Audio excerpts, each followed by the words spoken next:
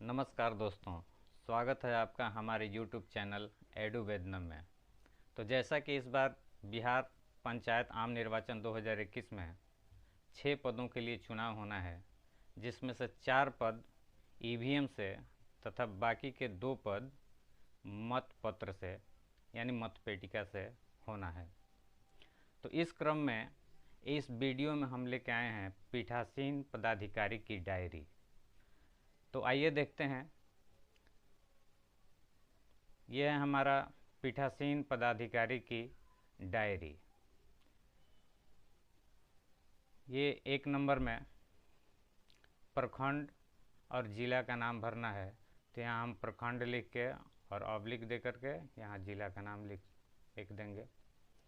Number 2 में मतदान की तारीख, तो जैसे हम 3/11/2021 लिखे हैं, आपको जो आपका मतदान का तारीख होगा उसको आप लिख सकते हैं। उसके बाद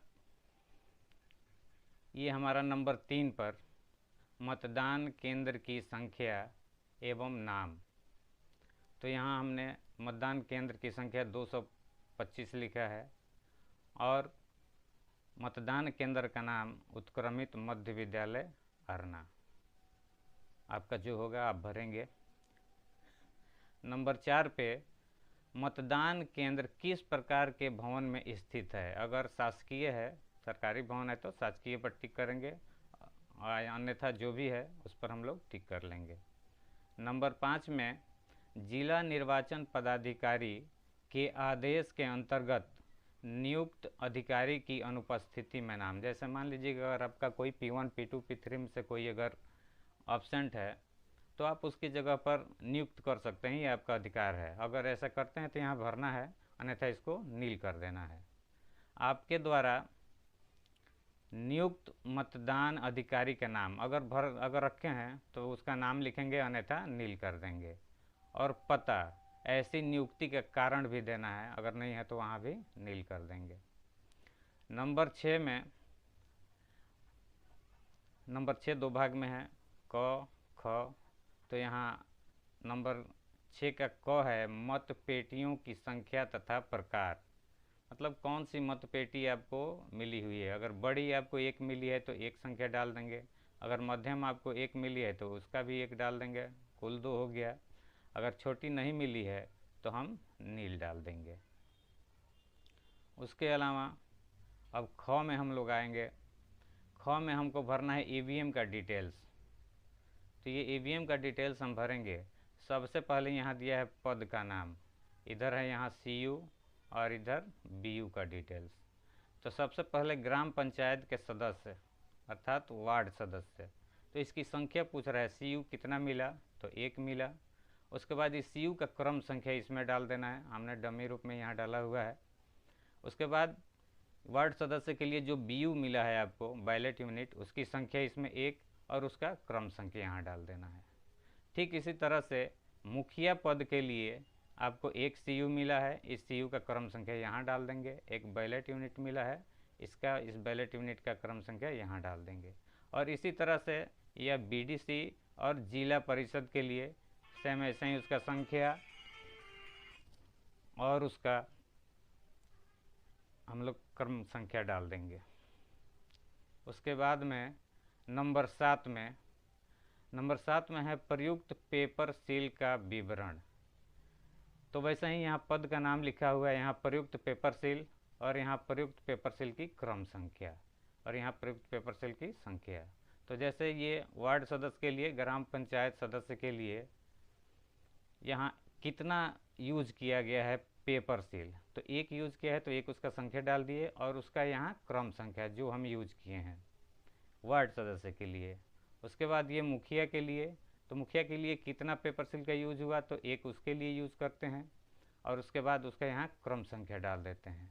ठीक इसी तरह से BDC के लिए इसका कितना यूज किए हैं 1 और उसका क्रम संख्या। फिर जिला परिषद के लिए 1 और उसका क्रम संख्या।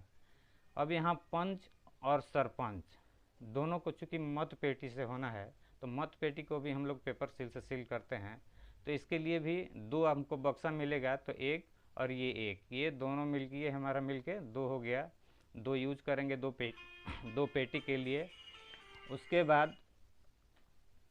उसके बाद ये जो है हमारा इसका क्रम संख्या यहाँ और यहाँ डाल देंगे।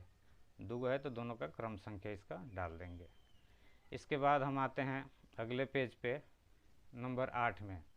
तो 8 नंबर पे हमारा प्रयुक्त स्ट्रैप सील का विवरण, स्पेशल टैग का विवरण। स्पेशल टैग किस किस मशीन में हम लोग कौन सा लगाए हैं उसका विवरण देना है। तो यहाँ पद का नाम है प्रयुक्त स्पेशल टैग की संख्या, उसके बाद है अपूरित स्पेशल टैग की संख्या, क्रम संख्या, उसके बाद है प्रयुक्त पेपर सील की संख्या और प्रयुक्त पेपर सील की क्रम संख्या। तो सबसे पहले जैसे वार्ड सदस्य के लिए ग्राम पंचायत सदस्य, इसके लिए हमको मान लीजिए 3 हमको मिला हुआ है स्पेशल टैग, 3 तो स्पेशल टैग मिला है और उसका क्रम संख्या डाल देंगे कहाँ से कहाँ तक, ये डाल देना है। उसके बाद हम इसके लिए वार्ड सदस्य के ईवीएम के लिए कौन सा स्पेशल टैग यूज किए हैं, कितना किए हैं, उसका संख्या यहाँ डाल देंगे। जैसे 1 हमने यूज किया, 1 संख्या डाल दिया और इसका क्रम संख्या यहाँ जो हम यूज किए हैं उसका क्रम संख्या यहाँ डाल देंगे। ठीक उसी तरह से मुखिया पद के लिए हमको 3 मिला है और कहाँ से कहाँ तक क्रम संख्या का मिला है वो क्रम संख्या यहाँ डाल देंगे। कितना हमने यूज किया तो 1 यूज किया संख्या डाल देंगे और जो यूज किए हैं फिर उसका क्रम संख्या इसके सामने यहाँ लिख देंगे। ठीक उसी तरह ये बीडीसी के लिए और जिला परिषद के लिए समय से ही कितना मिला है वो डाल देंगे, कहाँ से कहाँ तक क्रम संख्या, कितना संख्या हमने यूज किया और उसका क्रम संख्या यहाँ हम डाल देंगे। उसके बाद में हम लोग आते हैं 9 नंबर पे। नंबर 9 पे स्ट्रिप सील का विवरण जिस पर ABCD अंकित होता है। तो इसके लिए यहाँ पद का नाम है अपूरित स्ट्रिप सील की संख्या, कितना आपको मिला। उसके बाद है अपूरित स्ट्रिप सील की क्रम संख्या, कहाँ से कहाँ तक संख्या है जो आपको मिला है। प्रयुक्त स्ट्रिप सीलों की संख्या, कितना आप प्रयोग किए हैं, उसका कितना उपयोग किए हैं। प्रयुक्त स्ट्रिप सीलों की क्रम संख्या, उसके बाद यहाँ वापस किए गए यानी अप्रयुक्त स्ट्रिप सीलों की संख्या। तो सबसे पहले वार्ड सदस्य मतलब ग्राम पंचायत सदस्य के लिए मान लीजिए हमको 3 स्ट्रिप सील मिला है और इसका कहाँ से कहाँ तक क्रम संख्या है वो यहाँ डाल देना है। और हमने कितना यूज किया तो 1 यूज किया है तो यहाँ हमने 1 लिख दिया। उसके बाद जो यूज किया है उसका क्रम संख्या, उसके बाद बाकी जो 3 बच गए उसका क्रम संख्या यहाँ डाल देना है, कहाँ से कहाँ तक ये हम वापस कर रहे हैं जो बच गया है हमारे पास। इसी तरह से फिर मुखिया पद के लिए मान लीजिए इसके लिए भी 3 मिला है तो कहाँ से कहाँ तक सीरियल मिला है उसका सीरियल डाल देंगे, कितना हमने यूज किया है वो संख्या डाल देंगे और जो यूज किए हैं उसका क्रम संख्या यहाँ डाल देंगे। और फिर जो इसमें बच गया है कहाँ से कहाँ तक बच गया है जिसको हम वापस कर रहे हैं उसका सीरियल नंबर डाल देंगे। और ठीक इसी तरह से बीडीसी और जिला परिषद के लिए जैसे 3-3 मिला, कहाँ से कहाँ तक मिला उसका सीरियल डाल देंगे, एक तो हमने यूज किया और उन दोनों का सीरियल नंबर डाल देंगे और कहाँ से कहाँ तक ये हमारा बच गया है वापस कर रहे हैं उन दोनों का सीरियल नंबर भी हम डाल देंगे। इसके बाद नंबर 10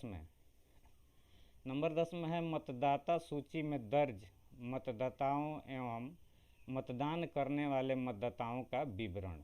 तो यहाँ सबसे पहले हम लोग देख रहे हैं जैसे कि यहाँ हमारा सामने ऊपर लिखा है मतदाता सूची में दर्ज कुल मतदाता और यहाँ उसके आगे है मतदाता जिन्होंने मतदान किया, उसके बाद मतदान का प्रतिशत।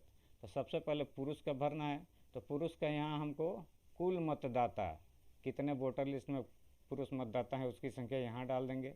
फिर इन पुरुषों में से कितने पुरुष ने वोट डाला उसकी संख्या हम यहाँ डाल दिए। मान लीजिए 250 पुरुष है उसमें से 160 पुरुष का वोट पड़ा, उसके बाद इसका कितना प्रतिशत हुआ तो इसका प्रतिशत निकाल कर हम इसमें डाल देंगे। ठीक उसी तरह से महिला की बारी है, महिला मान लीजिए 250 महिला भी है तो महिला में 140 लोगों का वोट पड़ा, 140 महिलाओं का, तो इसका 250 का 140 कितना प्रतिशत हुआ इसको निकाल के हम यहाँ डाल देंगे।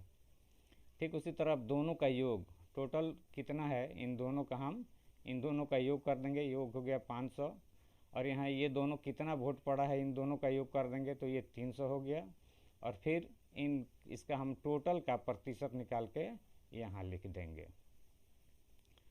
ठीक है, तो आगे बढ़ते हैं नंबर 11 पे मतदान के दौरान अभ्यर्थियों और उनके अभिकर्ताओं की उपस्थिति। तो ये हमारा जैसे क्रम संख्या यहाँ पद जिनके लिए निर्वाचन हो रहा है। अगला है निर्वाचन लड़ने वाले अभ्यर्थियों की संख्या। उसके बाद है उपस्थित अभ्यर्थियों एवं अभिकर्ताओं की संख्या। इसमें दो कॉलम दिया है, एक अभ्यर्थी और उसके निर्वाचन अभिकर्ता के लिए और दूसरा है मतदान अभिकर्ता के लिए। इन दोनों का संख्या डालना है जो बूथ पे मौजूद होते हैं वोटिंग के समय। तो सबसे पहला पद जैसे ग्राम पंचायत के सदस्य अर्थात वार्ड सदस्य के लिए कितने वार्ड सदस्य का आपके यहाँ निर्वाचन लोग लड़ रहे हैं, कितने अभ्यर्थी वार्ड का चुनाव लड़ रहे हैं, तो उन अभ्यर्थियों की संख्या डाल देनी है, जैसे हमने 2 डाला हुआ है। उसके बाद ग्राम कचहरी के पंच के कितने उम्मीदवार हैं, कितने लोग चुनाव लड़ रहे हैं, अगर इसका भी हमने 2 डाल दिया है। फिर ग्राम पंचायत के मुखिया मतलब कितने मुखिया के उम्मीदवार हैं, कितने लोग मुखिया पद के लिए चुनाव लड़ रहे हैं, तो 3 हमने डाला है। ग्राम कचहरी के सरपंच के कितने लोग लड़ रहे हैं, हमने 2 डाल दिया है। पंचायत समिति के सदस्य अर्थात बीडीसी के कितने लोग चुनाव लड़ रहे हैं, उसका हम यहाँ संख्या डाल दिए हैं 2। और जिला परिषद के कितने लोग चुनाव लड़ रहे हैं, उसका भी संख्या हम यहाँ डाल दिए हैं 2। अब यहाँ देखना अगले कॉलम में अगर बूथ पे अगर दिन भर आपके यहाँ अगर बूथ पे मौजूद रहते हैं अभ्यर्थी जो चुनाव लड़ रहे हैं या उनके निर्वाचन अभिकर्ता, तो उसकी संख्या इसमें डालेंगे, अन्यथा इसको नील कर देंगे। और उनके मतदान अभिकर्ता जो हैं जिसको हम लोग एजेंट बोलते हैं वो तो रहते ही हैं, अगर वो हैं तो वहीं मतलब पहला लाइन जो है ग्राम पंचायत के सदस्य के पद के लिए कितने वहाँ पर अभिकर्ता मौजूद है, तो 2 अगर सदस्य हैं तो दोनों का एक मौजूद होगा, तो यहाँ 2 हमने डाल दिया है। पंच के लिए कितने लोग वहाँ मौजूद हैं, कितने अभिकर्ता, तो पंच के 2 अभिकर्ता हैं। इसी तरह मुखिया के 3 अभिकर्ता हैं, सरपंच के 2 हैं और बीडीसी के लिए 2 हैं और जिला परिषद के लिए भी 2 अभिकर्ता वहाँ मौजूद हैं। वैसे आप पर डिपेंड करता है आपके बूथ और कितने लोग हैं, वही संख्या आपको डालनी है। उसके बाद नंबर 12 में अभ्यर्थी या निर्वाचन अभिकर्ता द्वारा की गई शिकायत यदि कोई हो। अगर कोई अभिकर्ता या निर्वाचन अभिकर्ता कोई आपसे शिकायत किया है तो उसका यहाँ ब्यौरा लिखेंगे, अन्यथा इसको नील कर देंगे। उसके बाद नंबर 13 में अंधेपन अथवा शारीरिक असमर्थता से ग्रस्त ऐसे मतदाताओं की संख्या जिन्हें मतदान में सहायता दी गई, तो अगर ऐसा कुछ नहीं है तो यहाँ नील डाल देंगे। अभ्याक्षेपित अर्थात चैलेंज मतों की संख्या, अगर चैलेंज मत है तो उसकी संख्या यहाँ डालेंगे और नहीं तो उसको नील कर देंगे। उसकी जो धनराशि इकट्ठा की गई है, जमा की गई है। उसके बाद नंबर 15 पे निविदत मतों की कुल संख्या अर्थात टेंडर मतों की संख्या, टेंडर वोट, अगर टेंडर वोट है तो उसकी संख्या डालेंगे और नहीं तो उसको भी नील कर देंगे। 16 नंबर पे यदि मतदान स्थगित करना पड़ा हो तो ऐसे स्थगन की अवधि मतलब कितना देर के लिए आप मतदान स्थगित हुआ है आपका, अगर ऐसा नहीं है तो इसको भी नील कर देंगे। 17 नंबर में सबसे अंत में मतदान करने वाले मतदाता के मतदान का वास्तविक समय, मतलब जो अंतिम मतदाता है वह कितना बजे वोट दिया है। हमने यहाँ 5 PM डाला है, हो सकता है कोई 4:30 बजे ही डाले वोट डालता है, उसके बाद कोई नहीं आए, तो जो अंतिम मतदाता वोट डाला है वही समय हम यहाँ भर देंगे।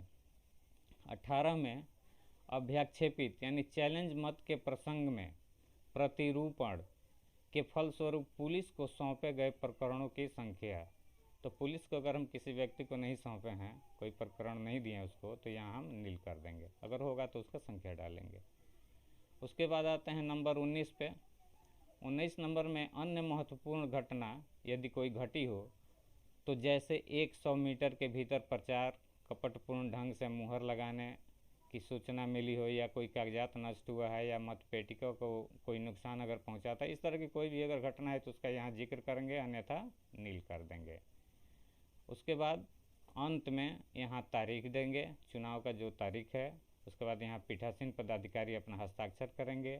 उसके नीचे हम लिखेंगे मतदान शांतिपूर्ण एवं निष्पक्ष रूप से संपन्न हुआ, या आपका जो लैंग्वेज है उस लैंग्वेज में आप लिख सकते हैं। और नीचे यहाँ पीठासीन पदाधिकारी अपना हस्ताक्षर करेंगे और इस तरह से हमारा पूरा हुआ पीठासीन पदाधिकारी की डायरी। तो दोस्तों, अगर आपको ये वीडियो अच्छी लगी हो तो प्लीज़ इसे शेयर करें इसे लाइक करें और मेरे यूट्यूब चैनल को सब्सक्राइब करना ना भूलें। धन्यवाद।